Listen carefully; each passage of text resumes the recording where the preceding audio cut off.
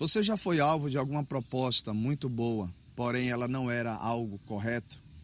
Você sabia que o adversário, ele é especialista em fazer propostas para nós que aparentemente parecem ser muito boas, mas o seu fim são de morte? Eu quero te convidar a assistir esse vídeo sobre renunciando às propostas do adversário. Fique conosco até o final. Deus tem uma palavra para o seu coração. Olá, querido irmão, graça e paz. Eu sou o pastor Gileno Júnior. Seja muito bem-vindo ao nosso canal. Se você não é inscrito, se inscreva. Se você já é inscrito, fica aqui minha gratidão.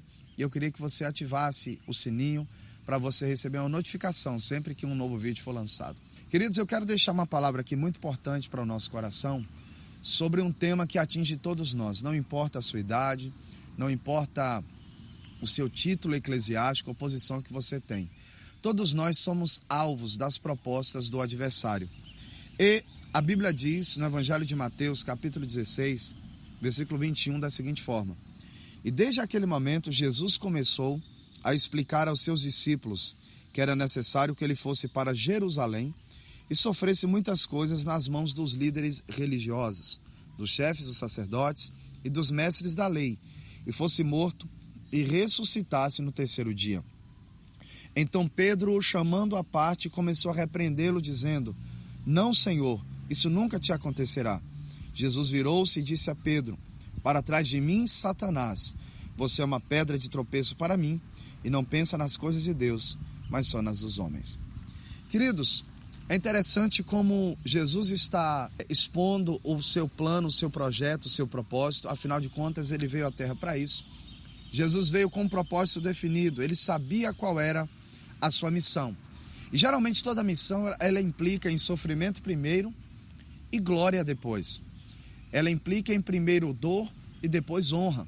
E Jesus sabia que ele passaria por esse processo muito difícil.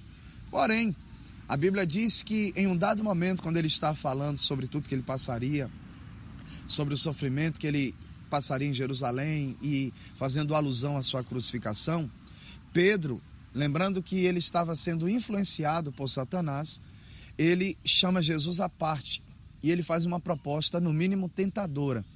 E a Bíblia diz que ele se aproxima e diz: Mestre, não permitirei que o Senhor passe por esse sofrimento.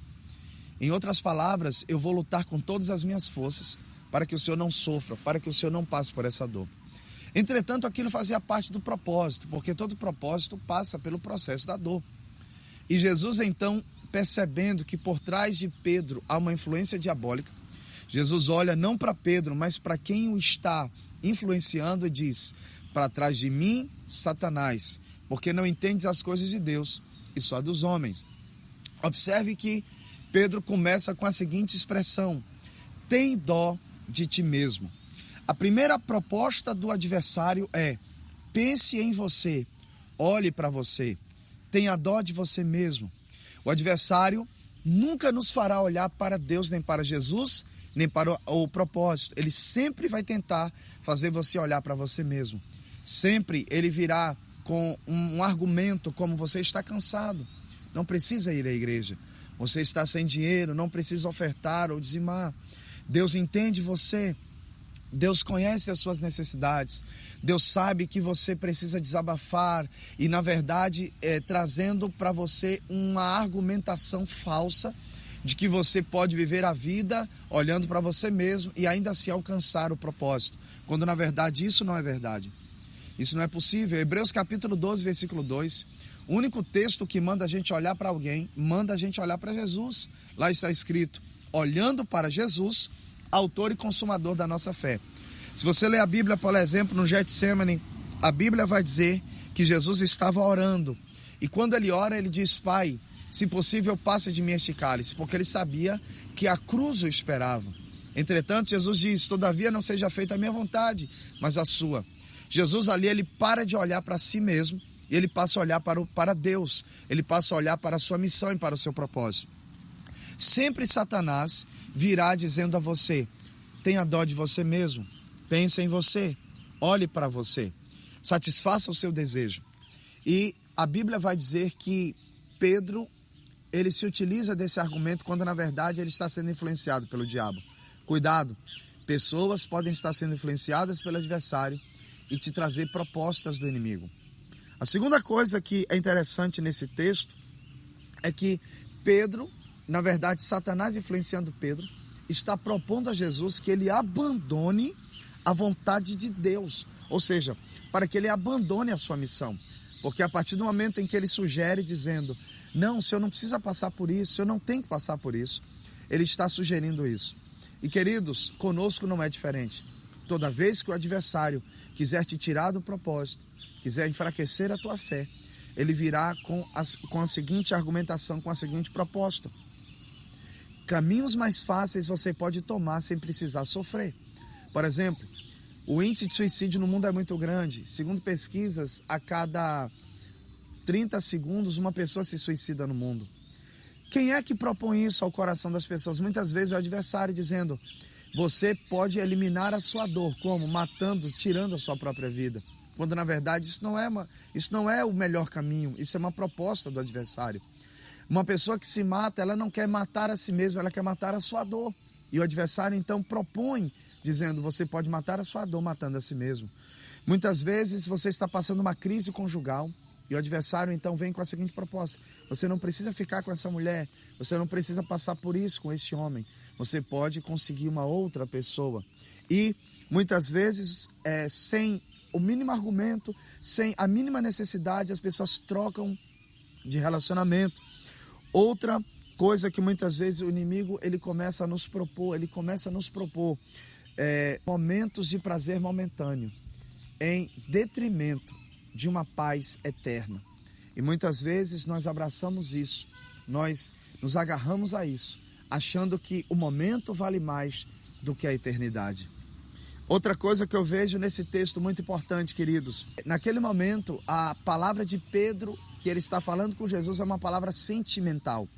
O adversário sempre usa do sentimentalismo para tentar te tirar do propósito. Observe que é como se Pedro estivesse dizendo, nós precisamos de você, mestre. Nós estamos aqui para impedir isso. Nós não vamos deixar que isso aconteça. Ele está usando ali o sentimentalismo, usando o que a Bíblia chama de enganoso é o coração. Quem o conhecerá? Querido, eu quero chamar a sua atenção e dizer para você, toda a proposta do diabo geralmente vem carregada de sentimentos. Ele vai explorar os teus sentimentos. Vai parecer, muitas vezes, que a pessoa lhe quer bem. Muitas vezes vai parecer que a pessoa está preocupada com o que você está vivendo. Não estou dizendo que em algum momento isso não possa ser verdade. O que eu estou dizendo é que ele é especialista em utilizar o sentimento, em utilizar o que nós chamamos de alma, coração, para tentar te ludibriar. Tem uma história muito interessante, em que eu gosto muito, em um pintor que estava em um andaime. Ele estava pintando uma imagem, um quadro muito grande, muito bonito. E em um dado momento, quando ele termina aquela pintura, tomado, pelo fascínio do que ele mesmo pintou, ele começa a se afastar para visualizar melhor aquele quadro. Mas à medida que ele vai se afastando, ele vai se aproximando da ponta do andaime. Ele não percebe que ele vai cair. Tomado pelo fascínio, quando de repente embaixo o seu ajudante percebe que ele vai cair. Em um ímpeto, ele não grita, ele tem uma brocha na mão melada de tinta, ele apenas lança aquela brocha no intuito de alertar. E quando ele joga, aquela brocha melada espatifa todo o quadro.